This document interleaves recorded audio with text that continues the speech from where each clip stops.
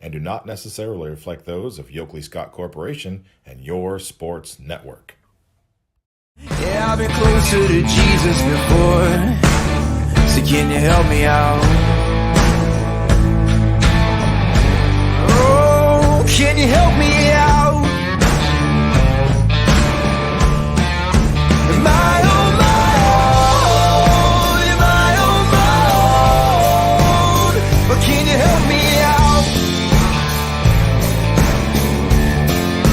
Am I on my own? Am I on my own? Or can you help me out? Can you help me out?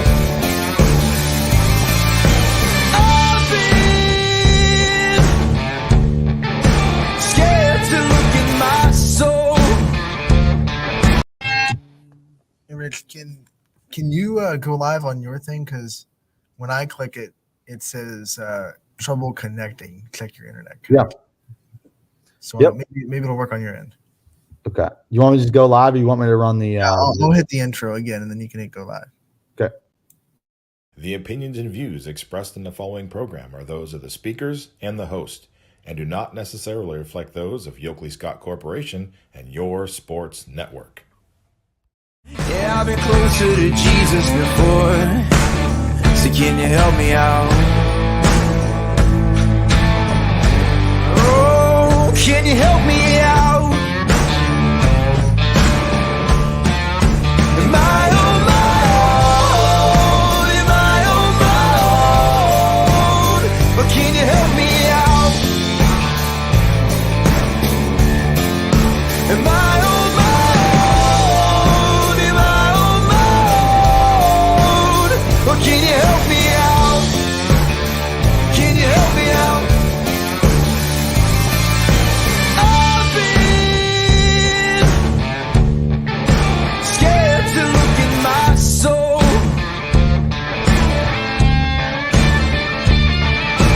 I've been afraid I would follow the road. Yeah, afraid of the things I've been told. Hello, everybody. Welcome inside a Wednesday episode of Running Point, which means Richie Giuliano is in the house, or I should say in his house, as he joins us live from Canfield. Richie, welcome to the show. And man, do we have a fun day ahead of us on today's episode? We have some golf interviews out the wazoo, I should say. We have West Branch from West Branch, Shaylee McElroy, who is now locked into a district spot this year, and then we have the head coach of the Boardman girls golf program, Lee Chrisman, who she'll be joining us at 12:15, and then two captains from that Boardman golf team, Sophia Rivera and Zoe Fick Mills, will also be joining us today on Running Point as well. And on top of all that, Richie, we had a lot of conference championship meaning wins last night in volleyball and soccer. Yeah, a lot on the docket yesterday, and a lot of good matches on the line. I was able to catch some of that Lakeview and Jefferson game in Jefferson. That was a great match. And then, on the soccer side, you had Canfield beating Austintown Fitch by 1 to stay kind of close with Howland in the AAC. So obviously some good matches all around. Can't wait to talk about all that. But first, we're going to go into golf, and it's Shaylee McElroy from West Branch joining us. Shaylee, thank you so much for taking the time today. You're welcome. Shaylee, you led the way for the Warriors, shooting a 94 in that sectional, being able to advance to the district for your third consecutive time. So far, what's your career like been at West Branch, being able to play in the district 3 consecutive years from a freshman now to a junior? It's pretty cool because, the first 2 years, it was just me and my coach. And then now I'm going as a team, and I think that's pretty cool, and it's very meaningful. So you've been able to see the growth of this program firsthand and see more and more people get interested in it. And now, like you said, you can bring a team with you. From your perspective, what's gone into that, and how cool has it been to kind of see the interest in golf from the girls' side raise in West Branch? It's very cool because golf is such an underrated sport, and it's just something that I've been playing since I was 8. So it's cool seeing it grow and seeing my team grow, and yeah. Overall, you beat the field top 4 over 20 teams that were in the sectional, and your team did it with 4 golfers. So kind of talk about that a little bit, the strength of that 4 core. Yeah, we didn't have our number 2 player, and she is like one of my best friends, and it's like so cool that we got to go with only 4 of us, and we're a very young team too. What does it say about the resiliency? I mean, you go into that meet without your number 2, and you're still able to work together as a team and find a way to punch a ticket. So what did it mean as a group to be able to just kind of come together and still accomplish that goal? Well, I remember telling them in the van before we went, like, let's do this for Lachlan because it's her last year and she couldn't play at sectionals. So we were like, let's do this for Lachlan so it wasn't her last match. And that's what we did. You had a really impressive front 9, being able to finish top 10 overall in that field in the sectional. Now going over to Pine Lakes up in Hubbard, that's kind of far away from West Branch. Is that a course that you've seen before, maybe in the past, that you were able to adjust to and come out and play a really good front 9? Yeah, we played there my freshman year for sectionals, and then I practiced there before the match. And yeah, I've seen it before. What was the most difficult thing about that course? What kind of challenges did it present to you? Definitely like the woods and the water, but yeah. Now, when you talk about playing with the woods and water, are you more of an aggressive player where you're willing to take that risk and try and get over that lake in 2 shots, or are you more conservative where you like to lay up and then get on the green in regulation? I like to take risks a lot. I mean, sometimes it's not a great idea, but I like to think that I can try to go for things. Shaylee is like, risk it for the biscuit, baby. Let's go. Yeah. 3 straight trips to district, so it's hard to imagine you getting better and better every year. What kind of things do you think you've grown in and gotten better at over the last 3 seasons? Definitely my mental part of my game, because I know that like my freshman year, I was always so scared to go up to the tee box, but now it's just like it's so easy. It's like I don't feel anything when I'm going up now. Is your driver your go-to club now, or what's that go-to club you got? Definitely my driver. What do you think is the best part of your game? If you had to pick one asset of the golf game, what's your go-to spot? My driving or my short chips, like really short. You're one of the leaders on this team, obviously finishing first in your group and making it to the district for the 3rd consecutive year as a junior. What are some things you do during the week to prepare you for that match in the sectional? Like, what is your week-to-week schedule? So me and my grandma sometimes go out and practice at Westville or go to the next course that we're going to be playing, and we take it seriously. And I like to try to beat her, and she likes to try to beat me, so we have a lot of competition, and I think that's what helps to go into the next matches. Competition between you and grandma. Who wins more than not in that competition? Probably me. I love it. What is she shooting? We shoot about the same. But Pretty good. Except you win. Yeah, sometimes. So when you look at this team overall, I mean, we talked about it being without your number 2, and now you go to a bigger and better field in the district and a course that is up in the Cuyahoga area. What are you preparing for in this district tournament? So I've never played there before, and neither has my team. So we're going to go up today actually and practice, and I'm going to be taking lots of notes. I'm preparing for the greens to be like crazy, but I'm going to take lots of notes and then study them for tomorrow. All right, so when you think about the weather turning a little bit, we're getting more and more into October, which means more chances of cold, rain, wind, that fall weather. What is the one element that you're just desperately hoping doesn't pop up when you go to districts? Like, what's the worst element to golf in for you? Definitely rain, but actually wind, because whenever I hit it and then it just dies the ball so much, and it sucks because you want it to go on the green and then you even club up and then it still is short. But I think that's the most frustrating thing. Now, how have you kind of prepared for that? What do you do when it's a windy day? Do you hit a lot of stingers, trying to keep it low away from the wind? I mean, what's the preparation for you when you kind of have some adverse conditions on the course?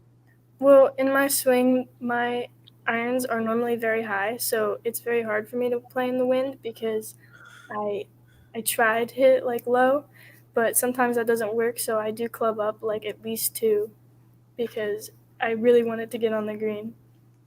What is your favorite golf course that you've ever played at? Um, Old Dutch Mill. That's All my right. favorite course.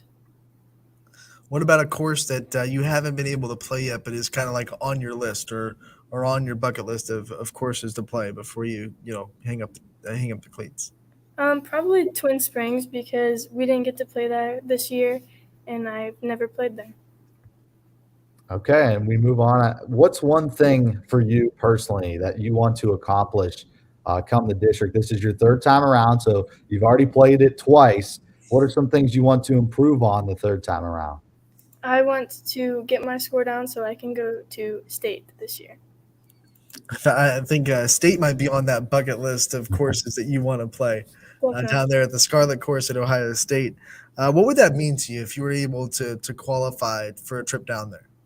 It would mean a lot because no one at West Branch, a girl, has ever gone to state for golf. So I would like to make that history. When you think about some of your keys or some of the things that you know that you have to do in this course to do that, what are some things that you're really focused on and saying, I have to do this well in order to get myself in a position to go to state? I think I really have to get my putting down and not miss little short putts that I sometimes do. When you look at the district coming up, it's a one-day event. So you shoot a front, you shoot a back, and you're done. How much pressure is there on each hole to shoot a good score? Because in a game of golf and a round, you have one bad hole, and it could kind of wreck your entire day. So how much pressure do you take on that one certain hole, and going from hole one to hole nine? There's a lot of pressure because sometimes it's hard to recover back from a bad hole, especially for me. I know my mental game needs a little work, but for sure, there's a lot of pressure because I don't want the season to end, and golf season is so short, and I just want to continue so badly. All right. Before we let you go, I want to know who are your role models that you have and who are some of the people that you lean on for inspiration throughout your career? Definitely my grandma. She's brought me into golf. She introduced it to me. And my older friend Lachlan, I look up to her a lot, and she's the number 2 player on our team. Awesome. I felt like grandma was going to get a shout out. I felt like that was coming.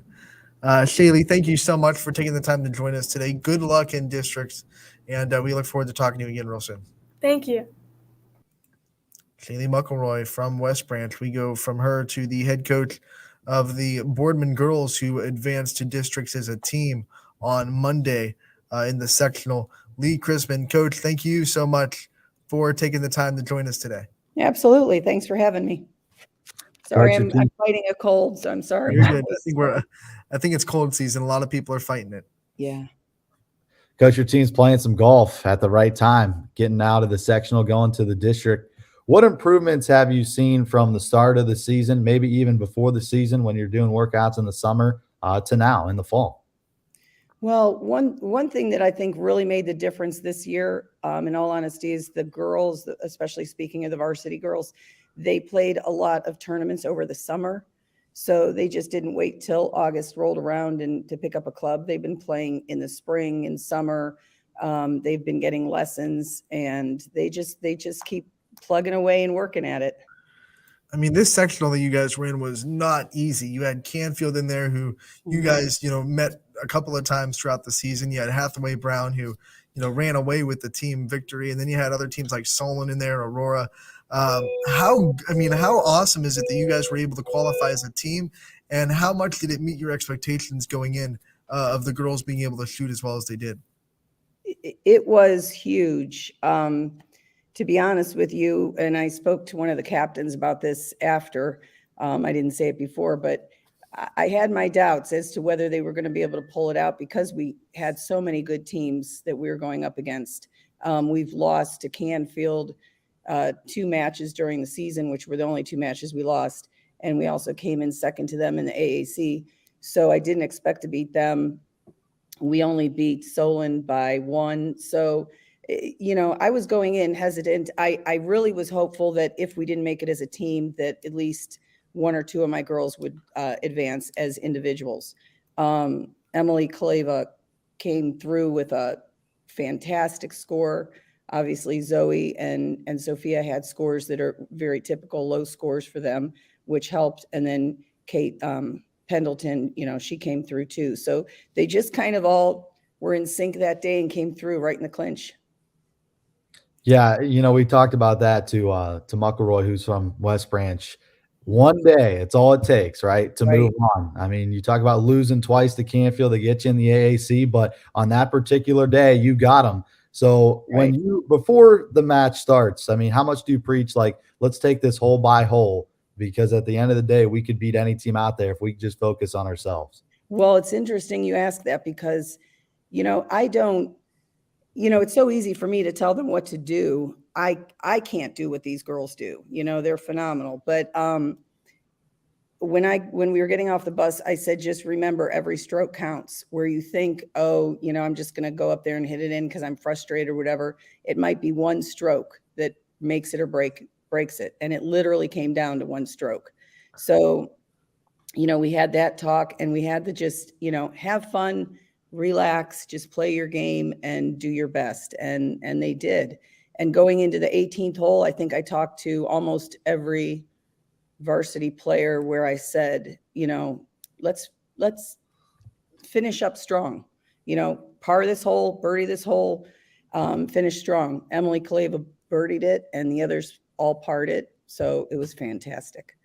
I mean, you talk about your captains. We're going to talk to him in a little bit. Sophia Rivera would have qualified if you didn't as a team, as an individual, with that 82, and she had the top score of the team. Her and Zoe have both been leading this team all season. What has their leadership and the kind of their example meant to the younger girls in this program? They took this role as captain, I think, very seriously, and they've done a phenomenal job. They pep the girls up, get them all ready to go. They have expectations of the girls that they should have at this age, getting back to them, bringing what they're supposed to bring to the match and everything. They've taken it very seriously, and they've set a fantastic example of, they get lessons all the time. They go out on their own and they practice on their own. And the other girls know that. So they're setting that standard that this is what you do if you want to shoot these scores. They're never, although they're very good at accepting golf the way it is, that some days you just don't have it and some days you do. Even when they do and they shoot a really good score, they still say, man, I could have done this or I could have done that. So they have really, I guess, shown the other players how to have that balance. High expectations, but you can't ever quit and get down on yourself because golf's very hard and every day is different. Coach, when I look at these scores in the sectional round, 3 out of the 5 of your team had better scores in the back 9 than they did in the front 9. Mm-hmm. So when you play 17 matches overall, 15-2 for your team, how much do you attribute to that, to the conditioning that you've had throughout this long season? Your team's played a lot of matches compared to a lot of the other schools around this area. So how much do you think that helped going into the sectional, knowing that, our back 9 was better than the front 9 because we're conditioned? Yeah. And what's funny is the back 9 in all our opinions is more difficult than the front 9. But I will say again, I remember last year we played mostly 9-hole matches and we only lost 1 match last year. And I remember at the end of the year, Sophia Rivera asking me, can we play more 18-hole invitationals and matches?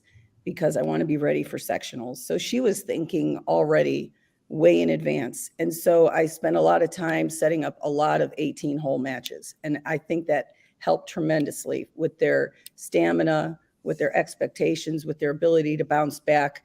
Sophia double bogeyed, I think, the first hole at sectionals, and she was upset. And I said, listen, you got 17 holes left. This isn't a big deal. Just bounce back. So that practice of playing those 18-hole matches was huge this year, I think. All right, this program added 6 freshmen this year and a new assistant coach in Brian Treleski Jr. What does that kind of mean for the future of this program and how much it's growing? You know, you add 6 freshmen. That's got to be huge to the addition of this program and what you see for it in the future years. Yeah, I was really excited about this because at the beginning of the season, I think we only had 9 players, and then people just kept calling and saying, "Can I join? Can I join?" And I don't do cuts. I try to encourage everybody who wants to play to be able to play. So adding those freshmen is huge. Obviously, having Brian is enormous. You know, my son plays golf with Brian at YSU, and I've known Brian since he was probably 5 years old. Brian brings the skills that I can't bring. You know, I can tell the girls the basics and I can help them with certain things, but Brian can see things that I don't see because he's a phenomenal player. So having him on with us and those girls, I mean, they'll go to him now. He's very open. He's very easy to talk to. So the freshman girls feel very comfortable going to him and saying, "Can you help me with my chipping?" or "What am I doing with my driver?" So I think it's really setting the program in a positive direction. You know, we have a real positive direction going forward, which is really nice, you know. Coach, the districts this year are held at Brookledge Golf Course up in Cuyahoga Falls. Is there any chance that your team's going to get the opportunity before our district round to go up there and play at all? Because I'm guessing that's a course that a lot of your players are unfamiliar with up there in Cuyahoga Falls. Right, and it's a difficult course.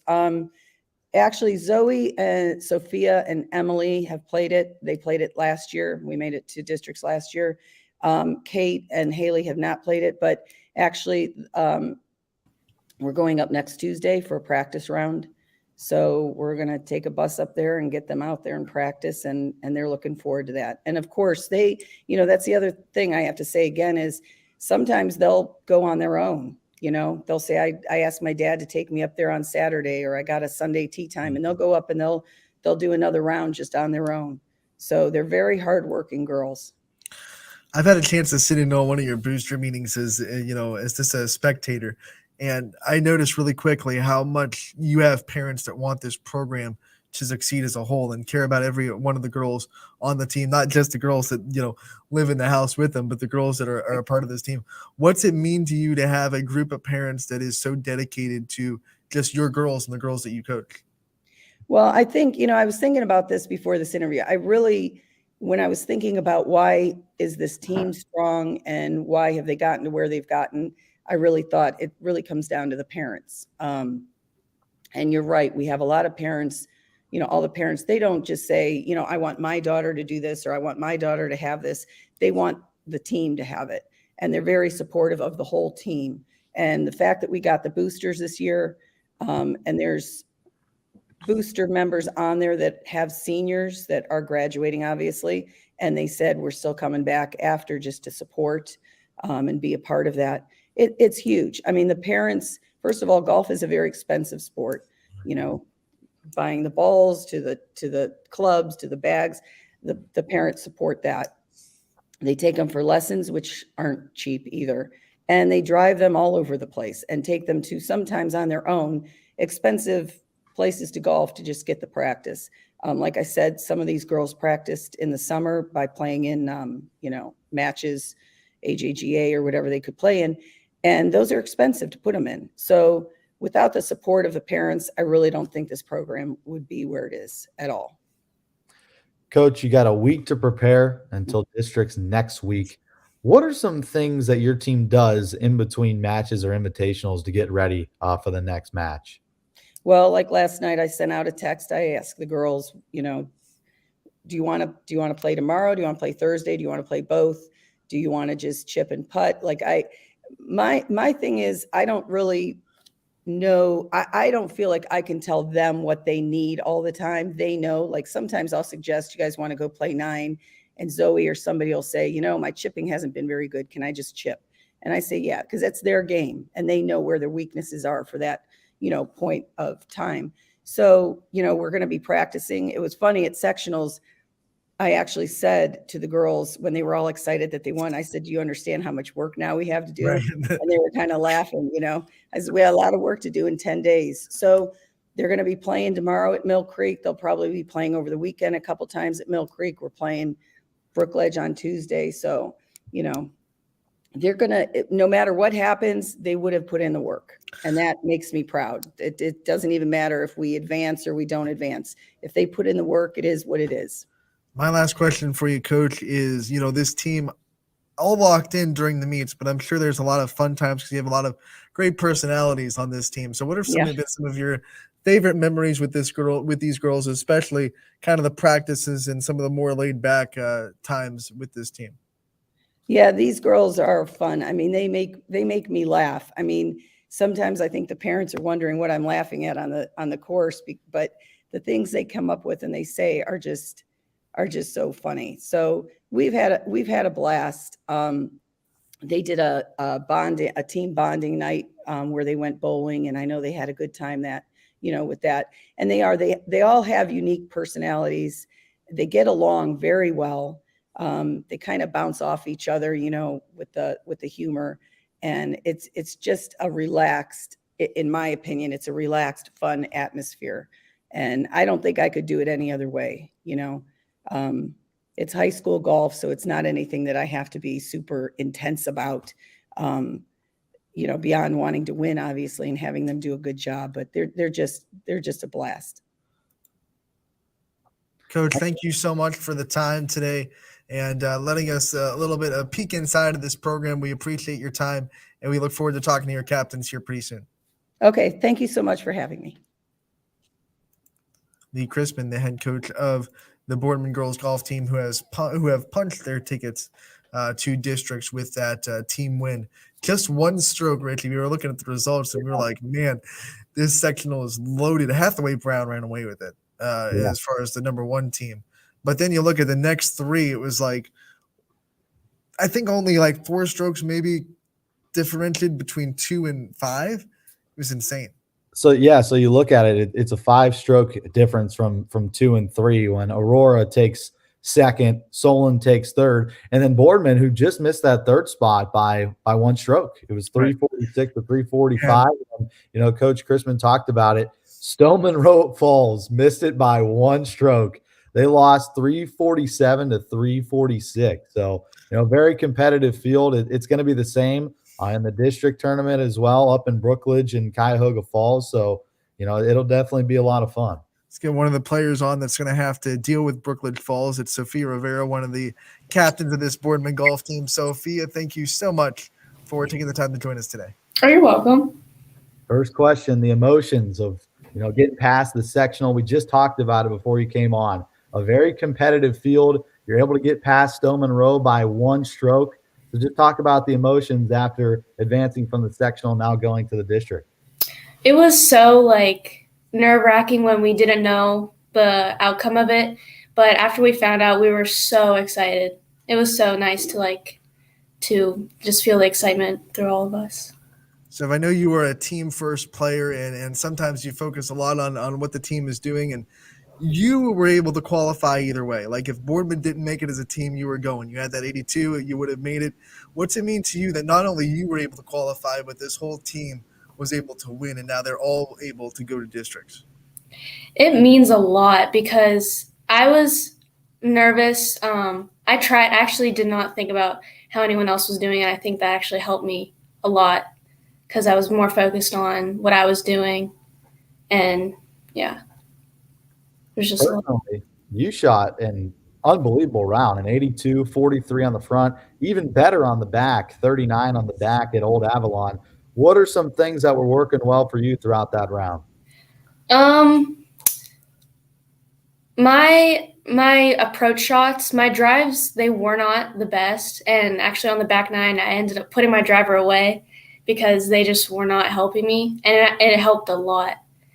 And I just needed to – my putting in the beginning, it wasn't the best. And then I just had to settle down and focus more, and it really helped. So Coach told us you double bogeyed the first hole, and obviously you had to bounce back from that. What were some of the conversations you had with yourself to kind of bounce back from that first hole and get yourself back on track?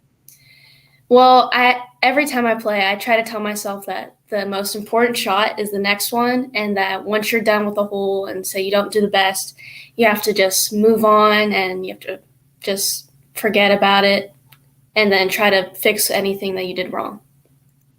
Your coach also said that you were one of the main players that pushed to get an 18-hole match, a couple of them spread out throughout the regular season. How much do you think that helped you coming into the sectional, knowing that you shot better on the back than you did in the front, maybe more conditioned and, played better because of that?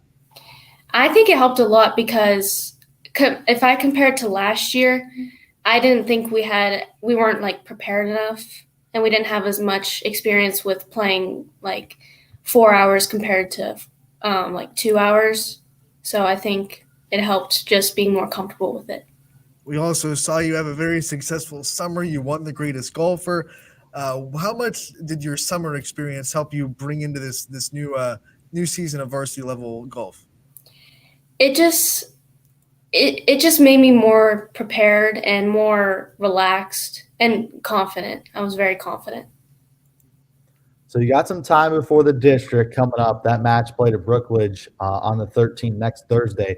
What are some things personally that you want to work on and get better before you enter that district match on Thursday? My drives, I need to work on those. Putting, and I need to my nerves. I think I need to calm down. So if you've played this course before, you got to districts last year. What do you remember about it? What were some of the things that you remember that gave you the most trouble, and what do you think is going to be some of the challenges that this course presents on next Thursday? I remember just how long it was because they don't have you play from like normally we play from the red tees, but at this course you play like the blues or the whites or the yellows, and so it's just longer, and then there's a lot of hills but I think I should be fine because it's nothing new. Yeah. We talked to Shaylee McElroy from West Branch earlier, and one of her fears was getting onto the tee box on that first tee because you got a lot of people watching you, especially with your group. How do you overcome that fear of stepping onto the tee box in front of everybody? I use it as sometimes it makes me feel better because just that many people are paying attention, but I also try not to think about it. You get paired up with a lot of great golfers throughout the area. You get to golf with a lot of great girls. Who are some of your favorite golfers to play with that you've been able to compete and play with rounds? Jocelyn from Canfield, I loved playing with her. She's so sweet. Jane from Howland, I also love playing with her. I played with her since freshman year, and it's my favorite. I love making friends when I golf. It's my favorite thing. So you talk about Jocelyn from Canfield. The Cardinals were kind of the Achilles heel during the regular season, but you got them when it mattered in the sectional. For your team, how much did that kind of mean to you, beating Canfield and getting that top 4 bid to the district? It felt so good because they're definitely our biggest rival, and it just felt so amazing. All right, so you come into this season, you're a captain now, you have to take a leadership role. What was that kind of like, getting yourself ready to lead this team, and what kind of things do you think you bring to the table as a leader to help this team grow? Well, I do this little thing where before any important match or tournament, I try to tell everyone to set goals, and it works because I think a lot of my teammates they meet those goals that they make, and I think that it just really helped. You've been able to play at so many pristine golf courses, not only around this area, but outside of the Youngstown area throughout your Boardman career. Maybe what are some of your favorite courses that you've played, and also a course that you might want to play in the future that you haven't yet? I loved the Lake Club. I thought it's beautiful. It's challenging, but it's also not the worst. And I want to get out to Tippecanoe. I've never played there, even though it's right by my house, but I think the Lake Club is probably my favorite. We got to give Mill Creek a shout out. They're one of our sponsors. You get to call them home. What's your favorite thing about playing at Mill Creek and being able to be so familiar with that course? Well, the front north, I love. I know it like the back of my hand. Hole number 7, favorite par 5 I ever played, because it's short. I've eagled it before. It's just my favorite hole.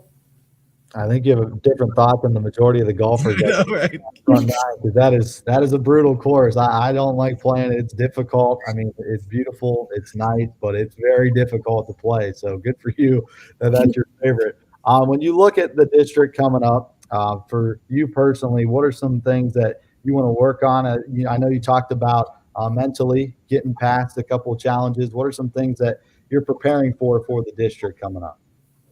Well, I'm gonna go out there multiple times before and just take notes. Me and my dad, we like put them on a little notepad, and it really helps, like what club to use, where to aim, like if the wind, what club to use, and that's what. What's your favorite club in the bag? It used to be the 3 hybrid, but it's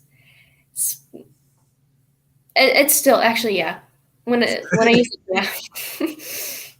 Now, I just went through a little hard time, but we're good. What's your game style? Do you play aggressive, or are you more of a lay up and try and get to the green in regulation type of player? I think more aggressive actually. I take a lot of risks when I'm playing. 2 golfers, 2 riskers that we've had on the show today. What gives you that aggressive mindset, and where do you think that came from? It actually probably came from playing softball for so long, and I think that it'll just always work. What is your favorite part about playing the game of golf? Well, probably the people you meet and like the friends you make, and just the feeling of doing good. It's the best. After we get done talking to you, we're going to talk to your fellow captain and Zoe, and what's it been like leading the team with her? And I know you have a great bond with your fellow captain. Talk about the relationship and the friendship that you've been able to build with Zoe. Oh, I love it. Also playing with her every single match has been one of my best things. I think that even if I'm like having a bad day, she's really able to get me out of my head, and I just play so well with her. I'm gonna miss her next year a lot. Off the course a little bit, like when you're playing just regular rounds, exhibition rounds for fun. You say you go out with your dad, but who are some players you may go with and compete with and try and beat outside of playing as a team? My grandpa, actually. He's probably, we have like a little competition, and also my dad. The 3 of us, we have like a little competitiveness. Now, who wins more often than not? It's actually, sometimes it's neck and neck between my grandpa and I, or my dad, but I like to say I think just flex. She's playing it safe. She doesn't want to say that she's the best, but she knows she is. It's cool. Let's get to know you a little bit off the course. What are some things that you like to do when you're not playing golf? Hanging out with my friends. I do that a lot, and I'll like go from the driving range to my friend's house. So, what do you think is the biggest misconception about golf, and the biggest question that you get asked from the casual golf fans or the fellow students on Boardman that don't really know the sport? They think it's like, they'll say, no, it's not a sport. And I think golf might be one of the hardest, because it's like mental. And if you miss like one thing, like in your swing, if you like have your arm the wrong way, it's a completely bad shot. How angry does that make you when people tell you that golf isn't a sport? So bad. It makes me so mad. It's because they don't understand. No, they don't. I'll say this. I mean, I think golf mentally can be one of the most challenging sports because, you have one bad hole and you could just shut down for the rest of the match. All right, going back to knowing you off the course, maybe some favorite things you like to study in school. What's your favorite class and your favorite teacher at Boardman High School? Oh, my favorite teacher. Oh, that's a really hard one. I've had some really good teachers the past 3 years. Mr. Little might be one of my favorite teachers. I had him for science my freshman year. And my favorite thing to study is actually this year it is government because I want to learn all about that. It's your junior season, so you start to think about what kind of things you want to do in the future and what kind of things that you want to be, and the career paths you want to take. What kind of thoughts pop into your head when you think about where you want to see yourself in 5-6 years and what kind of career path you want to follow? Well, I want to do something with forensics. And I also want to golf in college, definitely. So, but I'm not 100% sure, like, specifically what I want to do, but. What are some colleges you're looking at right now? Obviously, Youngstown State's a big one locally, but maybe some other colleges that you have some interest in? Ever since I was little, I grew up being a Michigan fan. That's always been my dream school. But I also do want to go to Ohio State. So. Oh boy! Whoa! I know. How your dad would have to wear Ohio State stuff. I know. It's crazy. I don't know if he could do it. I don't either. When you think about some of the things like Richie said, college, you're thinking when you're looking at a college and you're saying this is what will make the difference or this is what I'm looking for. What kind of things do you think you're looking for in a college? Do you want to travel? Do you want that home atmosphere? Or do you want to stay a little bit close? I definitely want to stay in Ohio or around Ohio because I don't want to leave my parents. I don't want to be too far away from them. So that's why I was thinking Ohio State or YSU because they're in Ohio. And yeah, I just don't want to travel across the country for a college. I guess my last question for you before we let you go, going back to golf a little bit, who are some of your mentors maybe that you've had over the last couple of years that have helped you get to this point, obviously winning the greatest golfer and now competing in a district coming up. So who are some of your mentors that you've looked after and that have really helped you along your way? Mike Murphy, he's my swing coach. He has done so much to my swing. He has made me such a better player. I look up to my parents. They have helped me a lot, just taking me in with my mentality with golf. My grandpa, he's also helped me a lot, and my coach, Mrs. Chrisman, she has been one of my biggest fans just ever since I was freshman, and I just love her so much. So if my final question for you as we get back into previewing districts, what are you looking forward to the most about next Thursday in that trip down the Cuyahoga Falls for a chance to compete in state?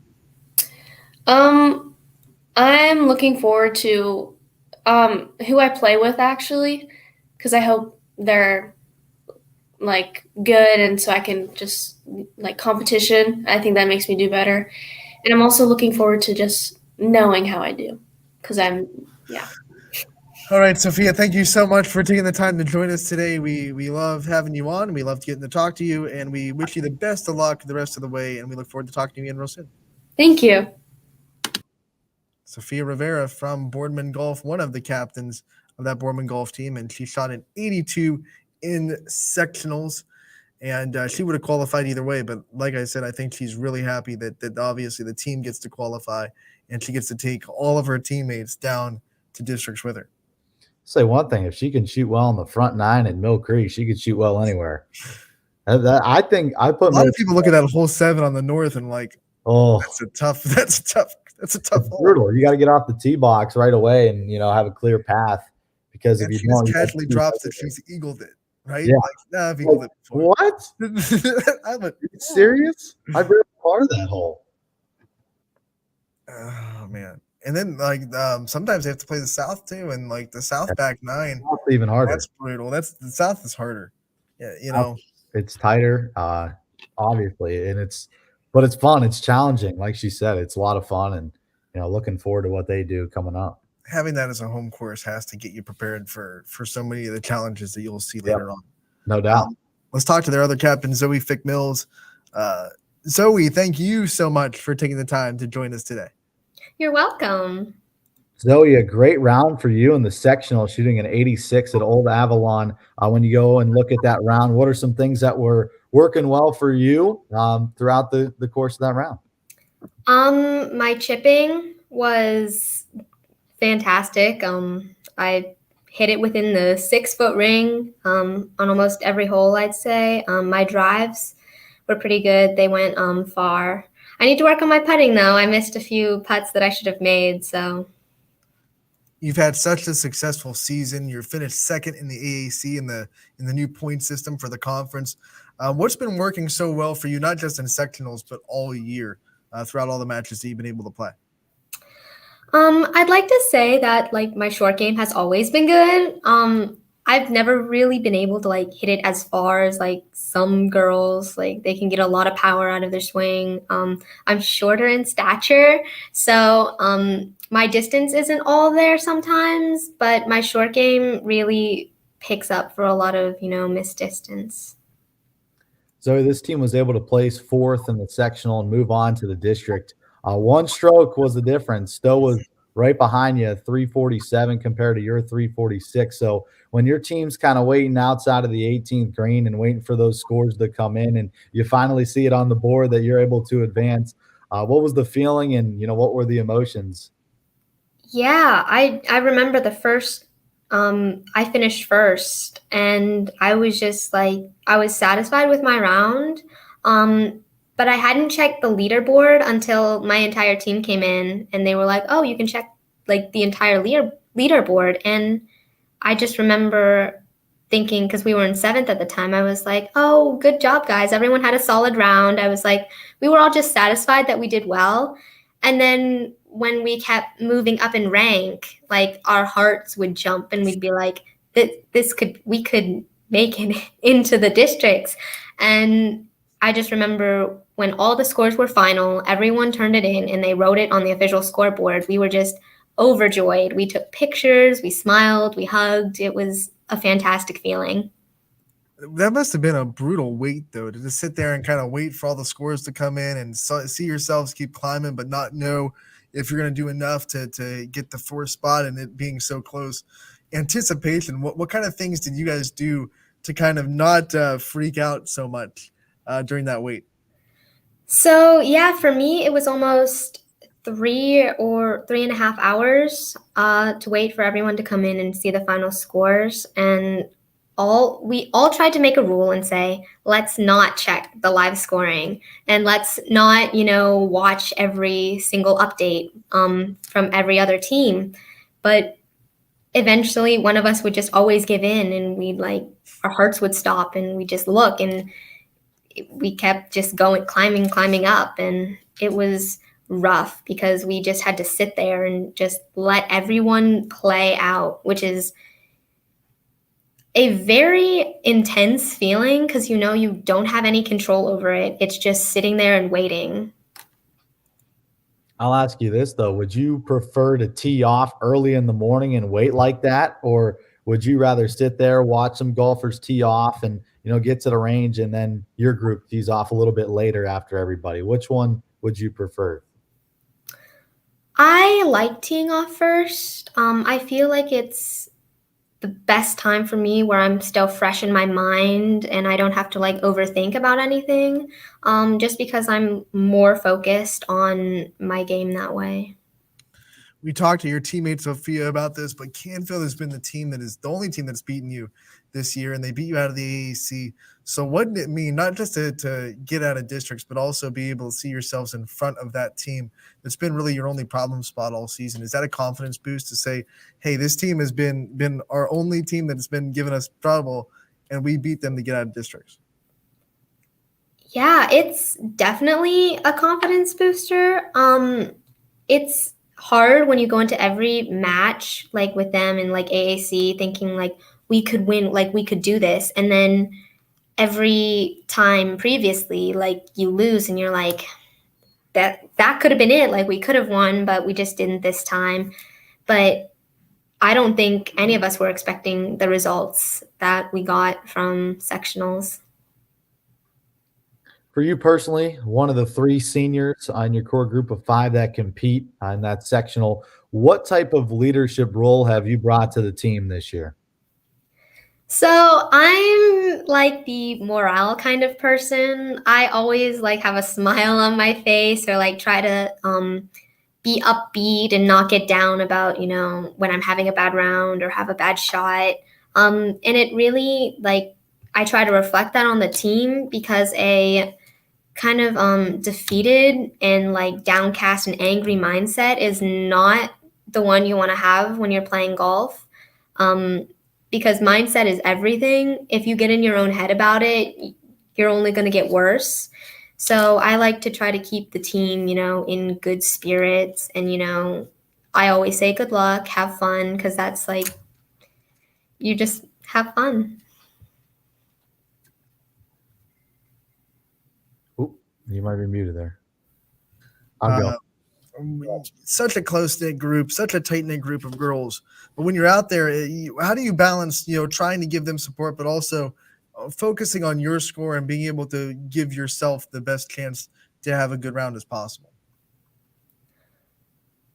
So I always like try to move on to the next shot because even if you have a good shot, you have to always constantly be thinking about the next one. So one of the main things that I like do to focus myself is just try to tune everything out. And I am very good at this. My parents will say, sometimes I have selective hearing, but that's like kind of what I do to like get me in focus. And really after that, it's not hard to try to help everyone else because when you're in a good mindset of your own and you're set in that, it's easier to help others out with that. How fun has it been being able to play with Sophia this year? Obviously, she was one of the greatest golfers. So what do you learn from her, and maybe what things does she take away from you throughout a round? So Sophia, she is so dedicated and just loyal. I love her so much. It's been a pleasure for me to play with her this year.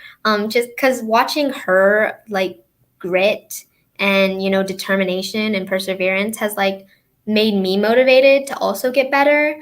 And I love just playing with her because she always, brings a certain seriousness that I also like need and the team needs because she's very dedicated and she's the one that will like call practices sometimes when no one else is kind of feeling up to it and stuff like that. So being a team captain with her has just been a phenomenal experience. You brought up your parents earlier, and we were talking to Coach before we had you on, and she talked about how great the whole group of parents for this team has been. So your parents in particular, how much have they meant to your journey and how much have they helped you throughout your career as a golfer? They mean everything to me as a golfer. They're the ones that started me on this path. They put clubs in my hands when I was young. They got me lessons. They would, take us out to play.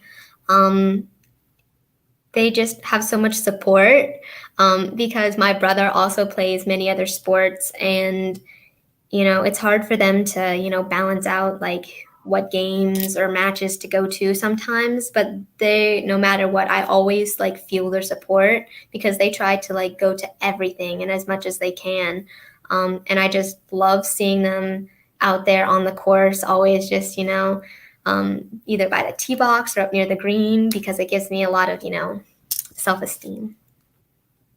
Now, your parents have been with you every step of the way, being able to travel with you and play different courses.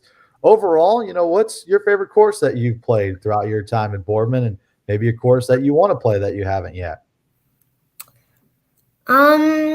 One of my favorite courses, I guess I'd have to say Mill Creek, just because it's our home course, and I've gotten to know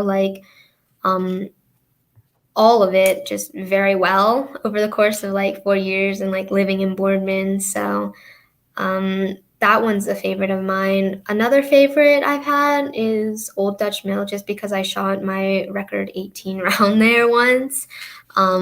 So that's another one. All right, we have to give a shout out to your home course because Mill Creek is one of our proud sponsors here at YSN. What's it like calling Mill Creek home? And obviously, such a tough course. You get to play so much. How much does it prepare you for all the other courses that you'll see throughout your career? Yeah, so I think Mill Creek has a really good variety of different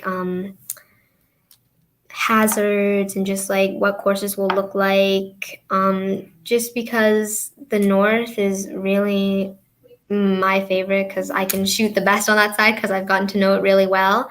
But it's lovely. It has the right amount of difficulty for me, just because country clubs tend to be have fast greens, and I tend to not shoot as well on those. Mill Creek, I love the greens on the north side. They're nice, they're consistent, they're a little difficult sometimes. The fairways are sometimes really narrow, and there are a lot of trees, but it's just, I love going there and just walking down a familiar course every time when I get to play just makes you feel comfortable. What hole, whether it be on the north or the south, do you think is your best hole or the one that you succeed the most in at Mill Creek? Definitely the north side, either 8, 9 holes. I think I like the front a little bit more just because I play it all the time. But I love the back too because I've shot pretty low on both sides. Now, you talk about having to strengthen your putting before you get to the district. So I'm guessing you're going to utilize Mill Creek to do that on their practice putting green. Talk about this week of preparation for you, how much you're going to focus on putting, and maybe how many days you're going to go out there and work on that. Yeah, so I'm honestly going to focus on everything because I think that everything can be improved, even the stuff that I think I did well on. So I'm going to hit balls and, chip and putt pretty much almost every day up until districts. And I have a few practice rounds set to play Brookledge. But yeah, I really need to focus and just get in reps and practice because that's how you improve. All right, Zoe, before we let you go, I want to get to know you a little bit off the course. So my first question is, what are some of your favorite foods and favorite things to snack on? Favorite foods. I love carbs. Pasta, mac and cheese, bread. Food is always good. Food. I was told that you have a newfound love for grapes. Is this true or false? I do have a newfound love for grapes. My parents always were like, I didn't know you like grapes. And I was like, yeah, I love grapes. I know that must be random, but I was told very specifically by her mom to ask her about grapes. So. Oh, my mom told you? Oh, yeah. She's like, you got to ask her about the grapes because she came home one day and she's like, I love grapes. And they didn't expect it. So yeah. Grapes are a go-to. What is your favorite class at Boardman? Maybe give a shout out to a teacher that you've learned a lot from, I should say, and maybe a favorite class that you've had. Yeah, so actually my favorite class I ever took was last year, AP Chemistry. I just learned so much. I have such a passion for chemistry, and it was fun doing labs and even the math. I'm not a huge fan of math, but I loved that. my teacher, Mrs. Berkey, shout out, because she was amazing. She was so much fun, and she let me, do a lot of fun stuff in that class, with labs and just goof off sometimes, not in an unsafe way, but it was so much fun with the chemistry. No explosions in chemistry, please. Does that mean that you're going to try to go into a chemistry field as a career? I want to major in chemical engineering. Wow, there you go. Do you have a college kind of picked out yet? Yeah, I really want to go to Case Western Reserve. That's like a target school for me. And then I took a college visit, and it's beautiful up there. And I love like the hustle and bustle of the city and the area it's located in. But I also like that some parts on campus are actually like really quiet and nice. And yeah, it's dream school. Good for you. Chemistry is one of the main contributors to a lot of college students switching their major because they pass chemistry. So good for you on that.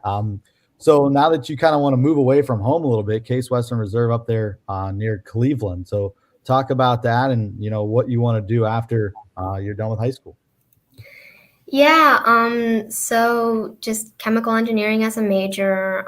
After my undergrad, I want to, if I like it enough, continue and like hopefully get a job to utilize my chemical engineering degree. But also another dream I've always had was to like go to medical school and become a surgeon.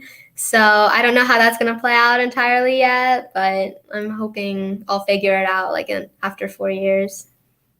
Wow, you have this huge goal board that it feels like you have your whole future mapped out. We wish you the best of luck. But before we let you go, my last question is, no matter where you go to college, whether it be Case Western or somewhere else, I imagine you're going to want to live on campus. You're going to want to have to live away from home. So what is the thing that you're most nervous about living by yourself with your parents not there anymore? Honestly, the biggest thing is that I'm going to forget something, like little things. Maybe I'll like walk out and forget to put my shoes on, or like, I'll walk out without my glasses or something like that. Cause my parents really like help me with the little things that I'm not so nuanced in. But the big things, like I can make my own food, and I think I can live on my own. It's just the small things that I'm going to forget, and, I'm going to miss them. All right, Zoe, thank you so much for taking the time to talk with us today. We loved having you on. Good luck in districts next week, and we look forward to talking to you again real soon. Thank you very much. Zoe Fick Mills, one of the captains, one of the leaders of this Boardman girls golf team. We talked to her. We talked to her fellow captain, Sophia Rivera, and we talked to head coach Lee Chrisman. We thank them all for their time, as well as Shaylee Muckleroy from West Branch. That was an hour just filled with nothing but golf, and if you're a golf fan, we hope you enjoyed it. Don't worry, you'll have more fix tomorrow because DJ is going to be live from Mill Creek. We're going to have Brian on. It's the PGA Hope event that the second annual event that they're going to have down there at Mill Creek. They've been having it all week, and we're going to be semi-live from Mill Creek Golf Course tomorrow, and we'll have Brian on the show as well tomorrow. So if that wasn't enough to get your golf fix, we got more coming. Don't worry. We have more coming on the week of Running Point. But for now, let's take a break. When we come back, we have the results to talk about from last night. We have some conference championships clinched. We have some shares clinched. A lot was on the line last night. We'll go over it when we get back on Running Point, brought to you by Greenwood Chevrolet in Austintown.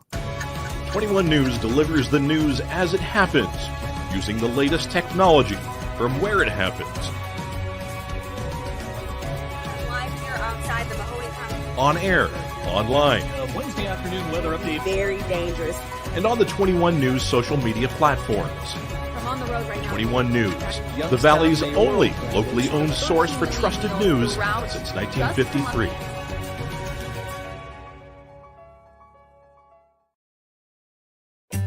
As fine as the eye can see, the finest hardwoods from the finest trees. Made for your home and within your means, Baird Brothers will help fulfill your dreams. Let life and light come shining through in quiet morns. And heavy traffic, too. Find your easy-to-afford fine hardwood floors and doors and more. at bairdbrothers.com. Every customer has a story, and at Greenwood Chevrolet, we are committed to making sure it ends with you in the right vehicle. I get to be part of somebody's adventure, whether it's buying a car for the first time, helping them get approved, or finding the perfect car for their budget. I'm proud that people trust me with their finances. They trust me to take care of them, and they trust me with their story. I'm Tracy, and I'm ready to go the extra mile for you, only at Greenwood Chevrolet.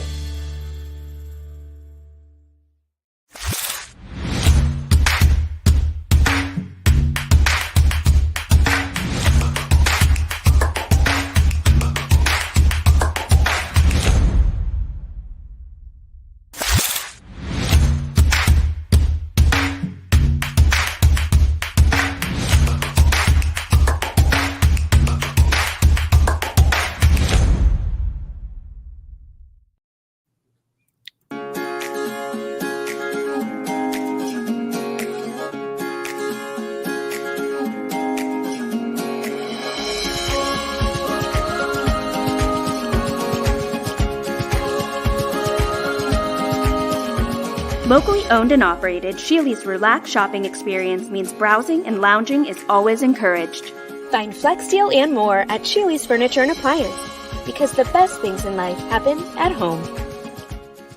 How lucky are we to have not one, but two 18-hole Donald Ross Championship golf courses right here in our backyards. Mill Creek Golf Course was selected by Golf Week as one of America's 30 best municipal courses, continuing to challenge golfers of all levels and featuring golf instruction by PGA professionals, a state-of-the-art practice range, a PGA of America recognized pro shop, kids programs, and a relaxing grill room for a memorable golf experience. For more information or to schedule a tee time, visit millcreekmetroparks.org. Fall is in the air. The kids are back to school, crowds are cheering for the home team, and Myers Family Insurance is prepped for another crazy Medicare season.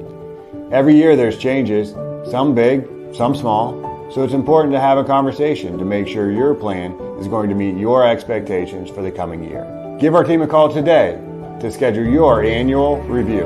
For all your Medicare needs, call Myers Family Insurance or visit us on the web. Check us out online at myersfamilyins.com. Going from mindful to mindful sometimes requires a helping, healing hand. Insight Clinical Counseling and Wellness offers a continuum of mental health and wellness care. At Insight, we're changing the way you receive counseling and wellness services with experienced licensed clinicians and expertly trained wellness staff. With 4 locations in Mahoning and Columbiana County, along with telehealth services, Insight offers clients quick access to care when they need it. Transform your mental health and wellness at Insight Clinical Counseling and Wellness. Welcome back to Running Point on ysnlive.com, brought to you by Greenwood Chevrolet in Austin Down. You can see it above both our heads, our wonderful sponsor that we thank so much on us every day for their support of not just this show, but YSN as a whole. This is a Wednesday episode, which means I'm joined by Richie Giuliano. And Richie, after a first hour full of golf interviews, we can now go over the results from last night and some of these last second conference standings as we have a bunch of champions crowned. Let's start in soccer because you were at the soccer match last night. Canfield was able to beat Boardman 2-1, and that was a big win for Canfield because they are right on the heels of Howland in the AAC standings. It's a point system in soccer, so you get 3 points for a win, 1 point for a tie, and obviously no points for a loss. Howland is at the top. These are also just conference records, by the way, not overall records. Howland is 5-0-1 in the conference, so they have 16 points. Canfield 4-0-2, so they have 14 points. Boardman 2-3-0, 6 points. Harding is 1-4-0, and then Fitch rounds out the bottom at 0-5-1. But Canfield and Howland will play each other on October 11th. It'll be Howland at Canfield. And I imagine that Richie might be there. Are you going to be calling that game? Do you think? Right now I'm scheduled to do volleyball. Okay. For Canfield, I might have to switch that up. So maybe that's going to be a big one. That's for the AAC. So if Canfield's able to beat Howland, which is the last match of the season, then they're going to win the AAC. If Howland is able to either tie or win the match, obviously they win the AAC. So, Howland's they have the upper hand a little bit, but if Canfield could win it, then they win the AAC. So I might have to switch things up a little bit on Tuesday. That is that's a week from Tuesday. And some other matchups that still have to happen in the AAC, as you'll see. Canfield, they go to Harding tomorrow to play. And then Howland will have to also play Boardman on the 13th. That is the rest of the AAC schedule for both those teams. So Canfield has 2 more games. Howland has 2 more games in the AAC remaining. And it is still undecided as Howland leads by just 2 points. And like Richie said, unless Canfield stubs their toe against Harding, which they're going to be heavily favored in that matchup. Mm-hmm. And that October 11th game will be, for all intents and purposes, the AAC championship. Well, when you look at it, Canfield has to beat Harding. They can't tie. Because Right. you tie, you get 1 point, and if Howland beats Boardman, they win the AAC, right? Because of the points, because they'd be more than 3. So, I mean, I guess it depends on Thursday's matchups. If Boardman is able to beat Howland and Canfield's able to beat Harding, then that really sets you up for a really good match to end the season. And, senior day was yesterday for Canfield, and that's why they decided to do it against Austintown Fitch, because they didn't want to take away from that match against Howland, which could potentially be the clincher to win the conference. All right, so then we go to the EBC boys soccer standings as West Branch was able to beat Salem last night 2-1 to move to 4-1-0 in the standings, and that secures them in the 2 spot. They couldn't catch Marlington. Marlington is 5-0-0 with 15 points in conference play. West Branch finishes second with 12 points, 4-1-0 on the season. So these are the final standings. Salem is third, 3-2-0 with 9 points on the year. And then Minerva, Alliance, and Carrollton round out the boys soccer standings for the EBC. We go to the Portage Trail where Warren JFK. Everyone's talking about their football team, but their boys soccer team is something else right now. 7-0 in the conference. They had 21 points with that 7-0 win, 7-0 record. No ties either. They win the conference championship. Their next closest opponent was Lake Center Christian with a 3-1-2 record and 11 points in the conference. Last night, Warren JFK defeated Southeast 5-0, and they will close out conference play on the 11th against Lake Center Christian, who finished right below them, but still 10 points behind. So a big gap between first and second, even though JFK will play the second place team tomorrow. There's no way that Lake Center can catch them. So they are the Portage Trail Conference, champions. In the NAC, Badger is the NAC champions as they went 8-0-0, 24 points. The next team to Richie, Maplewood, 4-1-1 with 13 points. So Badger ran away with the NAC as well, 24 points. Badger just needs a tie or a win tonight against Maplewood to clinch the conference championship. If they lose to Maplewood, they can clinch at least a share of the tie with Pymatuning Valley on the 10th, or clinch a win with a win against Pie Valley on the 13th. So basically, if Badger wins against Maplewood, who's sitting at second with a 4-1-0 record, if they win, it's done. Conference championships. If they somehow lose to Maplewood, then they'll still have a chance to win the conference championship with a win against Pie Valley in their next game. A tie would clinch at least a share. So Badger looking good in the NAC. We go to MVAC, the MVAC standings, which reminders in soccer, there are no tiers. It's just MVAC. There aren't enough teams to have the scarlet and gray. Crestview leads right now, 6-0-0, on the season. They have 18 points. Champion right behind them, 5-1-0, 15 points. Garfield right behind Champion, actually tied with Champion with a 5-1-0 record, 15 points as well. Newton Falls, 5-2-0, 15 points. So you have 3 teams tied at second with 15 points right on Crestview's heels. Middle Ridge with 12 points and a 4-2-0 record. Jackson Milton rounds out the Jackson Milton and Waterloo, LeBray, Brookfield, Campbell round out the standings. Crestview has Campbell, Garfield, Waterloo remaining. Newton Falls still has to play Garfield and Middle Ridge. Champion has to play Middle Ridge, LeBray, Jackson Milton, and Garfield has to play Jackson Milton, Crestview, and Newton Falls. So still a little bit to be decided in that MVAC. A big conference. So obviously they're a little bit behind and crowning a champion. Last night, Poland won the conference championship with their win over Hubbard, and they are 10-0-0 on the season in the NE8. They have 30 points total if you do the math. Hubbard finished second with a 7-2-1 record. That one tie against South Range really hurt them. They needed a win last night. They couldn't tie with Poland. They needed to win. They couldn't get it. So they have 2 losses to Poland, 1 tie against South Range. Hubbard finishes second with 22 points.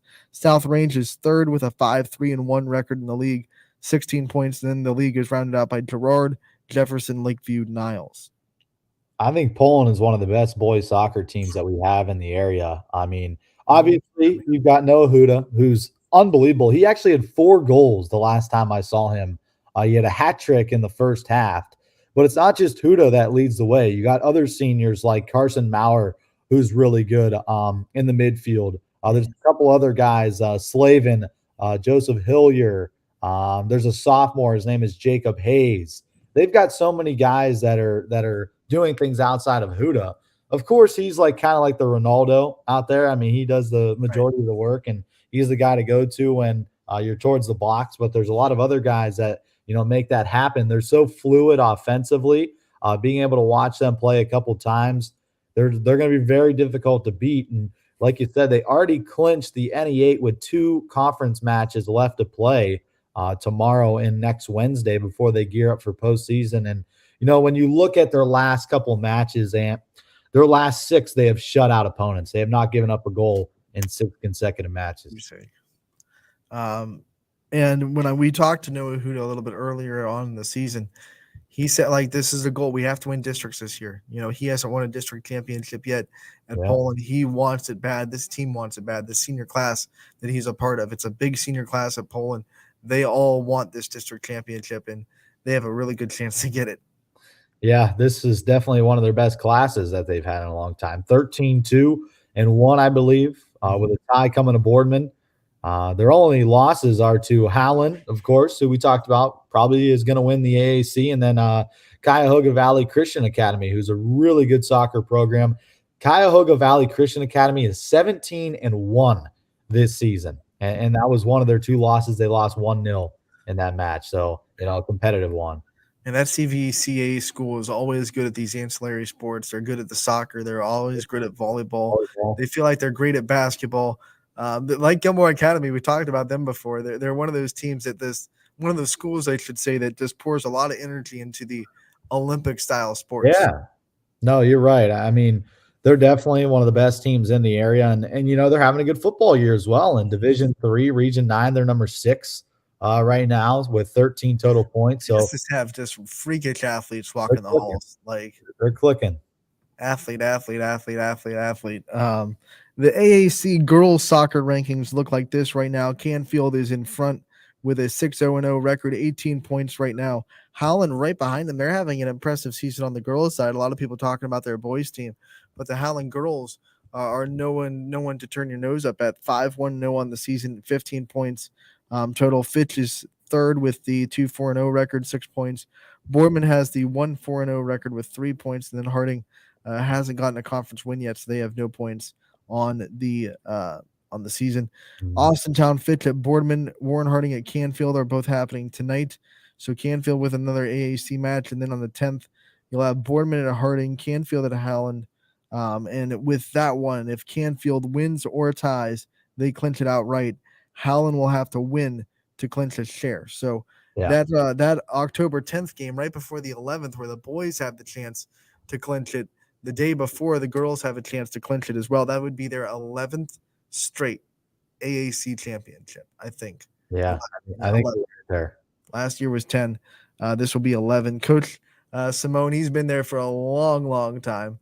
I think this is his 29th season at the helm of the Canfield girls soccer team. Has had a window where he coached both boys and girls at Canfield, so he's a legend in the soccer community. And he could rack up just another AAC championship to his belt. He probably will. I mean, when you look at that Howland matchup, it is on the road at Howland. So, they got to take care of business tonight against Harding. They did before, beating them 8-0 back on the 19th of September. So, I think that's one of their largest margin victories on the season. And, I think they're going to do that again here tonight. Of course, with Macy Taporser, who's the leading scorer on the squad this season. They're a good group. And Kenston, they're going to play non-conference. And Kenston, for those that don't know, usually and very good at soccer. They're 10-3 this season. So a nice test before they go into the playoffs. And then they round out their schedule with Howland to win the AAC and then Marlington to close it out on Wednesday the 12th. So I think if you're a Canfield soccer fan, you're in a good place right now. You got the boys who I was talking to a couple people last night. They project if they take care of business and they could get away from Howland that they could get a top 5 seed throughout that regional. And then you've got obviously the girls who are going to get a top 5 seed as well. I'm thinking about the Canfield girls. They'll have West Branch to contend with in that district, and West Branch is their only blemish on the season so far. Canfield's only loss came to West Branch in a really good non-conference game earlier this season. So that'll be a fun district for sure if those two teams are able to match up again. Yeah, I mean, no doubt about it. I mean, Canfield dropped 4-1, so kind of surprising, on the road. I think West Branch, who's 10-0 this year, they're really good. I mean, they've beaten up teams, but I was kind of surprised by that score. And what's going to be a nice match is tonight, right? West Branch and Salem. Right, tonight's on the girls' side. Last night was the boys' side. So Salem soccer under the radar, really, really good. So that'll be a good matchup between West Branch and Salem tonight because players like Riley Hutton over there doing her thing for the soccer team for Salem, and then obviously players like Chloe Dennison just rocking the show for West Branch. So the matchup between not just those two, but those two teams will be fun tonight. You look at that October 10th game for Canfield. I mean, Howland's going to be coming into that game with all the pressure, right? Because they have to win just to share. Yes. If Canfield even ties, they get the conference championship outright. So Howland's going to be coming into that game with all the pressure on their shoulders. Yeah, we talked about it. Same thing on the boys' side as well. If you're Canfield, you got to win the game or the match. You can't tie against Warren, and you can't lose because a tie gives you 1. And I think they're down 2, so you got to win it. Now, right now in the EBC, if we talk about this, the Salem West Branch matchup, Salem has a lead, but that's because they've played one more game so far than West Branch. So they're 4-0-0 on the season in the conference. West Branch is 3-0-0 on the season. So, 12 points, 9 points. But it's going to be a clash between two undefeated teams in the conference tonight. Marlington is 2-2. Alliance is 2-2. Carrollton and Minerva are both 0-4 in the EBC. A Salem win would clinch the outright conference championship tonight. A West Branch win tonight would clinch at least a share, and then they would have to beat Carrollton on the 12th to clinch the conference championship outright. So those are the scenarios for the EBC girls soccer. I'm in golf mode. Girls soccer standings. So a win for Salem and gets them in. Now, if they tie tonight, that would clinch a share of the conference title for Salem, and then West Branch would once again have to beat Carrollton to earn a share of the conference championship. So even if Salem ties, they're that's it. They can call themselves conference champions. West Branch would have the opportunity to share with a win over Carrollton, but Salem just needs to tie. Yep, and it'll be a really fun one. And I know going into these matches, nobody's thinking, "Oh, we just need to tie." No, right. you want to go in there. You want to win, especially a rivalry like Salem. You want to beat West Branch. I hate the ties, to be honest with you. Right. It's just demoralizing. I guess it gives you a point, whatever. Penalty kicks. How hard is it? Yeah, I mean, come on. I mean, let's but penalty kicks. They have to do it in tournaments anyway. Yeah, I mean, get you ready. Although I think a lot of coaches, some of them around the area, would rather take a penalty kick than a tie because, 1 point, no points. At the end of the day, if you erase the ties in soccer, then you don't have to worry about that 1 point. Right. Then it's just straight up record, right? Yeah, 3 or nothing. But I guess soccer likes being a little bit unique, I don't know. I just don't think, just like in hockey, do shootouts.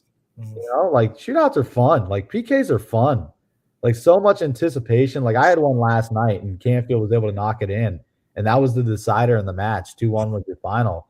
That's tough for Fitch. I mean, Fitch desperately need to win in the conference. They're having a struggle season. They were so close and they lose on a penalty kick.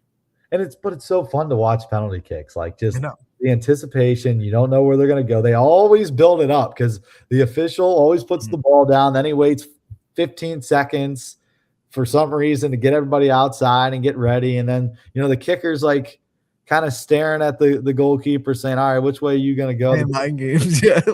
Always like bouncing around in the goal, like putting his hands up. It's fun. Like he has a chance. It's a guessing game. Yeah. He's trying to play it up.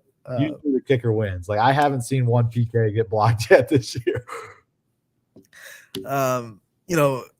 Story time. I'm not a big hockey fan. I didn't watch a lot of hockey or anything, but I remember in the not the last Winter Olympics, because that would have been this year, but the Winter Olympics before that, where the USA women's hockey team was playing Canada for the gold, and it went to a shootout. That was one of the most exciting times I've ever had watching a sporting event, because the play that the USA player made to have the game winning shot. I mean, she like juked out the goalie and then got the goal. It was just, you went nuts. And I'm sitting there like, I'm so excited and I don't even watch hockey. Yeah. That's how exciting that play is. That's what I'm saying. That's why I think, like, obviously playoffs, you got to have a winner or a loser. So you do PKs, but I feel like regular season would be fun. Like, I don't know. I just don't think it's like worth it because, watching these guys play, you're hustling, you're running around for 2 hours straight. You're playing a physical game. A lot of people don't think soccer's physical, but it is. There's a lot of pushing and shoving. It's got the highest percentage of a concussion rate of any sport.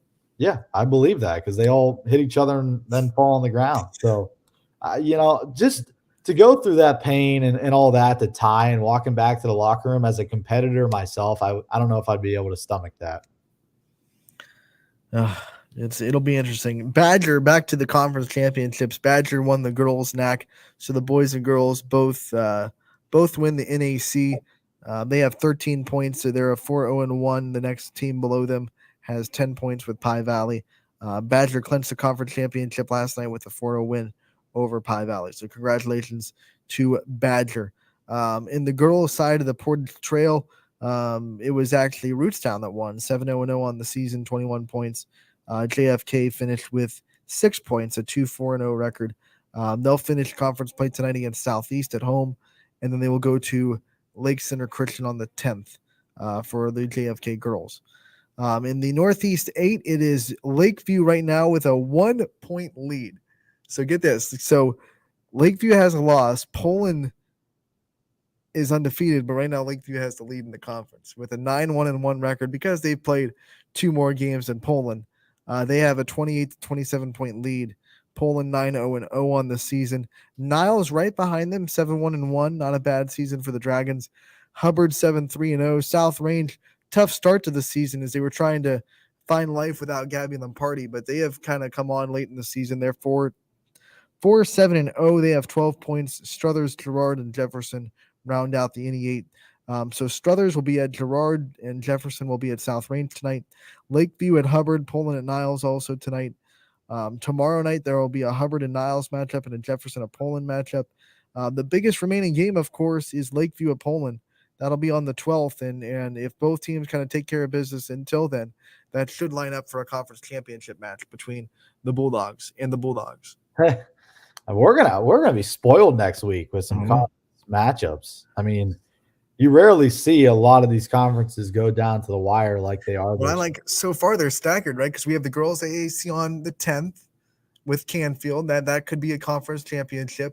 And then the boys AAC is going to be decided on the 11th, probably. Yep. Once again, these are assuming that both teams take care of business against teams that are lower in the conference this week. Yep. And then on the 12th, you're going to have Lakeview Poland, which, once again, assuming that both teams take care of business, that should be a conference championship. Yep, it should be. That's going to be. Yeah, I mean, it's all in the hands of the teams this week, right? You got to take care of business to get to the championship for next week. But when you look at a lot of these conference matchups, they're winnable games. The MVAC girls side is going to come down to Waterloo and Champion as they had tied earlier in the season. So it's 10-0-1 for Waterloo with 31 points. Champion is 9-0-2 with 26 points. Crestview 7-4-0. Springfield 6-4-1. So someone's going to win someone new's going to win the conference championship this year because Springfield has won it 3 years straight. So someone that isn't Springfield is going to win this year. As the Tigers are 6-4-1, Garfield 4-7-0, Brookfield 4-7-0, Newton Falls and Liberty round out the soccer standings. Obviously tonight it's champion at Waterloo, right? So that's the big one. They're both undefeated. They've tied each other once. That'll be a big game tonight in Waterloo. And then on the 10th, Waterloo will play Crestview, and on the 12th, Crestview will play Champion. So still a few things to figure out for the MVAC, but tonight's game will go a long way in seeing who's going to be at the top of those conference standings. Yeah, tonight will go a long way. I mean, going back to what we said, I think, for soccer, it's different than, football. Everybody makes it, to get to the regional. It's a big region. Right. I mean, it's not like football where 16 out of the 25 teams make it. Right. Everybody makes it. The number one seed usually gets the bye, depending on how big your region is. So, if you want it too, because you can decide not to take it. So some one seed coaches decide, no, I don't want the bye. Not only are you going to play your rival in the conference now, you're most likely going to play them again in the postseason, which is a lot of fun. So tonight, a win for either team puts them in the driver's seat for the conference, but a tie works in Waterloo's favor because it would be the third tie for Champion and the second tie for Waterloo. So that's how that would break down if you're a fan of soccer tonight, if you're watching Waterloo versus Champion. If you're a Waterloo fan, root for a win or a tie. If you're a Champion fan, you need that win. You cannot afford to lose or tie this game for the MVAC championship. It should be a fun one in Waterloo. Students get in free. They tweeted that out last night. So they are letting all Waterloo students in for free tonight. So they should have a very good student support system in the soccer field tonight at Waterloo. New stands, new press box. Should be filled up. And then someone tweeted, I think a parent quoted the tweet, and it's like, hey, what if parents dress up as kids? Do we get in free? Can we pose as a student? I don't know how you'll do that. How far would you go to get into a game for free? You could probably pass as a high school student. I could pass as a high school student. Oh yeah, you could just be there, get some Waterloo stuff on, just walk right in. No one would even second guess you. Easily. Here's my thing. So my brother, he asked me the one day, it was actually last week, because a bunch of his buddies went to Miami. He's like, hey, do you want to come to the Ohio State game with me? But I couldn't because we had a game, and I was like, I'd love to, but I can't. He's like, I'm like, where are you sitting? He's like, well, the student section, obviously. And I'm like, I could pass as a student. Like, right. They probably take it super. You probably need like a student card to get into that, right? I'm like, how am I going to get in there? He's like, well, you just give me your ticket, and then, sometimes they ask for your Buck ID or not. I'm like, they're not going to ask me. I'll be all right. Did they ask you? I just give them my YSU student ID. Tell him go. You get in, and then you have him leave the student section and pass you his. Now, have you seen my brother? Yeah. At all? I don't know. Like, how hard are they going to check those things? I don't know. See, a lot of people say we look alike, and other people say we don't look alike at all. I think you look alike enough to pass like a quick glance, like on an ID. Now, if they're sitting here like, yeah, I'm toast. Toast, French toast. But I think if it's a quick glance, like, yeah, okay, fine, you're in. You'll be fine. I'm good. You're good. Student section in Ohio State, that'd be fun. Either Waterloo or Ohio State, I could get in. Get in. That must be fun for you. You could pass as a college student, and you could pass for a high school student. See, he talks about me looking young because I have to shave here because you get into an R-rated movie by yourself, or do they stop you? No, when I was in college, obviously going downtown, I would get stopped every time. I don't even ask. Like, I went to the casino one time, and I'm like, you know what? I'm not even gonna wait for them to ask me. I just have my ID ready. Like, here you go. No, it was Inside Edition had this story. Yeah, it was one of those ones that like it caught your eye immediately. It was a 32-year-old woman that had some kind of dwarfism there where she was stuck in a body that looked like a 10-year-old. Wow. So like she had to, obviously prove that she was able to drink at bars, and it was one of the most awkward conversations you could ever imagine, because you have this. It literally looks like a 10-year-old sitting in the bar, and the bartender's just doing their job. Like, hey, we don't like kids in the bar. Yeah. But like the other end of it is like, I'm so offended because I just got told I look like a 10-year-old when really I'm 32, and you have to show them your card, and they're like, oh crap, I just made a big mistake. You're 32, you know. That's tough on both sides, because Right, you can't say anything bad against the bartender, because it's right, like, because they're just like, they're what just else trying are you supposed to do in that situation? You're supposed to expect that 10-year-old is actually 32. Yeah. You know, That's brutal. That'd be a hard life. Let's go into the volleyball conference championships, because we had some clinch last night. The NE8 is decided. Lakeview is the champions. Now they still have a chance to share with Girard. They would have to lose to South Range on Thursday, and then Girard would have to win their final NE8 game against Struthers on Thursday. So still a chance to share, but Lakeview clinches at least the share of the conference championship last night with their 4-set win over Jefferson. And I'm sure they gave Jefferson a little thank you present afterwards, because Jefferson is a team that knocked off Girard that made this NE8 championship possible for Lakeview, and Girard with those 2 losses now. That's right, because Girard beat Lakeview most recently in their last matchup 3-1. So, they split the overall season series, and without Girard slipping that one match to Jefferson, who's really good this year. Jefferson, they're on. Because I was talking to Coach Walters, and without being like complete, like, what happened? Like, you don't want to be like, so what happened? I was just like, did Jefferson play really well? And he told me that it was like the cleanest game of volleyball that he's ever seen from Jefferson. Like, they didn't make any errors. Their setter had 48 assists. It was just one of those nights where they were really on, and Girard was a little bit off, and that's why they won in 4. I mean, sometimes that happens when you're playing really good teams, even if it's like, okay, you look at it and you're like, Girard's better than Jefferson on paper, but Jefferson's good enough to have a good night and beat Girard.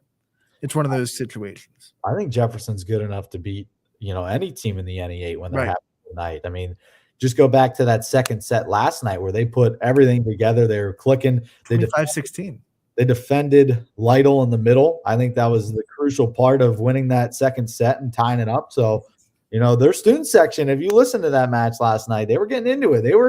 You could hear them pretty clearly on the broadcast. And, I don't know if that was in Lakeview's head there, that second set, or not, but they definitely had a factor in that second one. Well, a win for Jefferson last night would have been like just total chaos, because then it would have been a 3-way tie between the Falcons, the Indians, and the Bulldogs, all in the top spot with 1 day left, each of them hoping that somehow the other one would chink in the loss somewhere.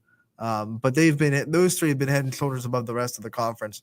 Jefferson's only losses are to Lakeview twice and Girard once. Girard's only loss is to Jefferson and Lakeview's only loss is to Girard. So those 3 teams have just kind of been head and shoulders over the rest of the league.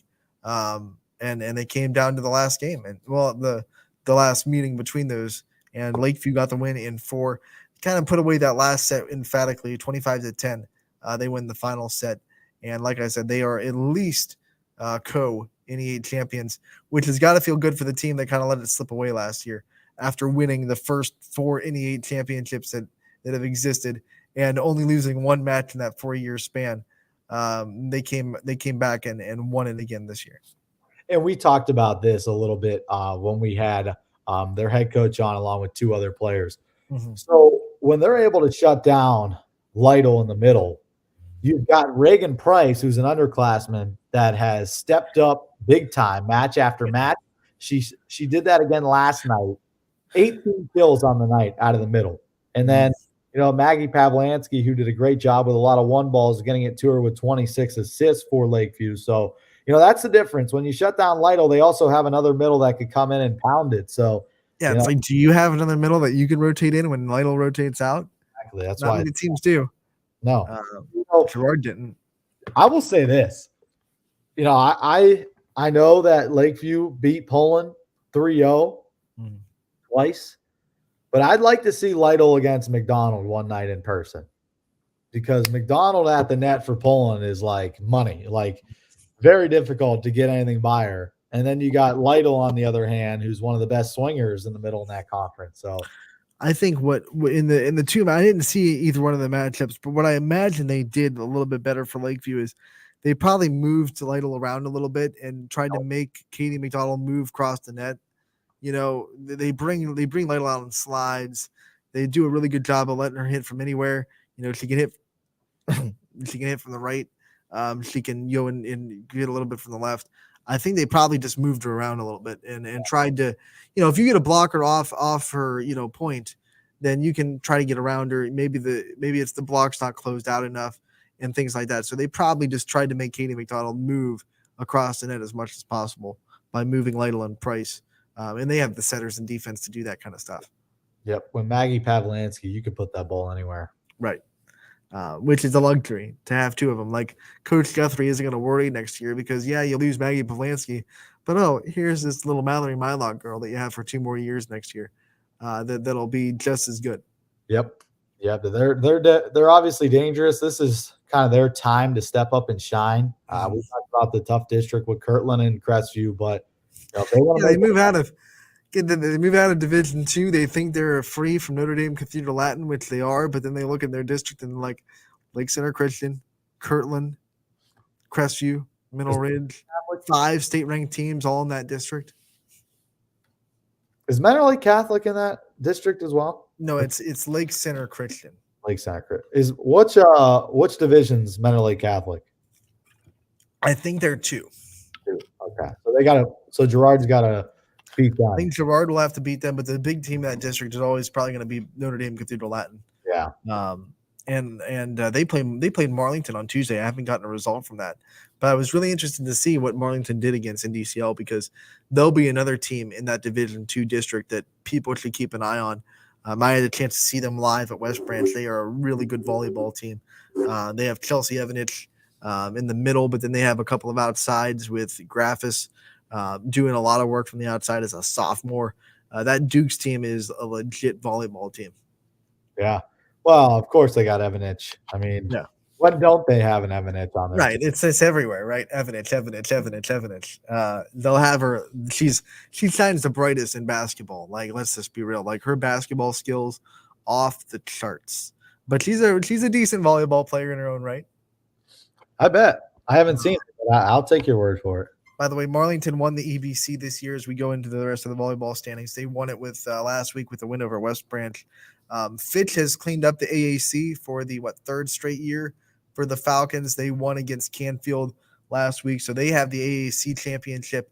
The MVC Scarlet tier was decided last night as Middle Ridge swept McDonald. They have clinched the MVAC Scarlet, and then also the MVAC Gray tier was decided last night as Crestview was able to sweep Garfield to get the MVAC championship. Crestview has won 74 consecutive league matches. Wow. That's almost like South Range in football. We were talking about this on the Power Hour on Monday. Like, South Range in football hasn't lost a conference game since 2019 when they lost 2 to Poland and Niles in overtime. That's the last time they lost. 2020, 2021, 2022, they have not lost a conference game. And Crestview in that 74-game span, they've only lost 1 set. Forget the match. They've only lost 1 set. That was to Brookfield last year. That's just – in fact, they haven't lost since they were a member of the AAC Blue tier. So they have never lost an MVAC game. Well, didn't Crestview just lose a set, though, to East Liverpool? Yes, but that wasn't conference. So we're just talking conference play. No, yeah, I get that. But they did lose a set to East Liverpool on Monday. They won that game 3-1. Wow. That was their first set they lost all season. Wow. How about that? The Potters. Yeah. I mean, I guess you never want a moral victory like that when you lose, but I mean, I guess to take a set's pretty impressive. When you go up against a team that hasn't lost a set and you win set 2 to even up the match 1-1, that's a lot to kind of be a little bit positive about. Obviously, you want to win. I don't think Dan McKinstry gets to where he is with moral victories. Nope. But you take the film of that and you say, guys, like, we can compete with anybody. Yeah. We just went toe-to-toe with Crestview. Yep. I mean, that's the biggest test you could have. I mean, that's like trying to compare this to football. That's like playing like Kirtland. You know, like, right. That's a team to beat. Like if you went up against Kirtland, and even if you lost, but you like forced them to overtime, or you scored more points on them than anybody, or even if you held them to the lowest point total than anybody, that's got to make you feel a little bit proud about yourself. Oh, no doubt. I would say so. Guys, I was looking at the D6 state rankings. Kirtland's not number 1 in D6 in the state, which I thought was funny. But actually, St. Marion Local is the number 1 team in Division 6. So you think that those two are on a crash course for a state championship. That'll be fun. But Kirtland is like on a ridiculous regular season winning streak, and they've won 3 straight division state championships in the division in front of you, and they're not going to just be your number 1 team in the state. All right, real quick. I know we don't want to talk too much about this because they're not YSN, but right. I want to dive into this real quick. So Marion Local, they've played 1, 2, 3, 4, 5 Division 7 teams and 1 Division 3. All right. And then 1 of their own division. All right. That's their schedule. They're 7-0. That's great. I mean, they're really good. But when you look at Kirtland, they're 7-0, 1, 2, 3, 4 Division 3 wins. They haven't played a Division 7 this year. And 1, 2, 3 Division 5. They have not played a team their division yet. They played down or up. That's right. I mean, I bet Kirtland has more computer points than Marion Local does, but it's just the AP, so it's they voted on by the writers. So I think if you had a computer points based state poll, Kirtland would probably be number 1 in Division 6. Voting for this. I mean, AP. Who is Associated Press? What? Who's on the AP? I don't know. Writers that don't know what they're doing. Writers that they haven't watched Kirtland Division 6. I don't know. They haven't watched the last 10 years. They're in love with Marion Local because I mean Marion Local has won state championships in their own right. They're a very good football program. So maybe they're like, hey, this is Marion's division. You have to take it from them. That's my book. Electric. What's your spark for today? That's gonna be Richie's spark. Who in the world is picking that? Oh man, fun stuff. Volleyball. Let's see. AAC is Fitch. The EBC won Marlington. So we went over the MVAC. So yeah, we have all the conference championships taken care of. I think all of them are at least clinched by somebody. I don't think there are any that are still up for grabs at this point. So now volleyball teams have one last conference night with Thursday. Most conferences will wrap up on Thursday, and then it'll be nothing but non-conference matchups, big non-conference matchups for the last week of the regular season next week. Yeah, that's right. I mean, we're gearing up towards postseason in every fall sport. I think, when you look at it, the last couple weeks of every sport is the best because you're getting the conference, you're getting a chance to win titles, and you're also getting chances to higher your seed for the postseason. So I think overall our favorite weeks are weeks number 1 and then weeks 9 and 10. What's fun about the other sports too, football, you don't know where you're at until the end of the season, right? So you have no idea where you're playing or who you're playing till the end of week 10 when the computer points come in. But every other sport, your tournament draw happens before the end of the regular season. So volleyball's tournament draw is Sunday. So going into Monday, every team's going to know where they are in their district, who they're playing in the playoffs or the tournament, whatever you want to say, and what their path to a district championship will look like before they even finish the regular season. Yep, soccer's the same. They pick their postseason on Sunday. So right. So that'll make the last week of the regular season and strategy.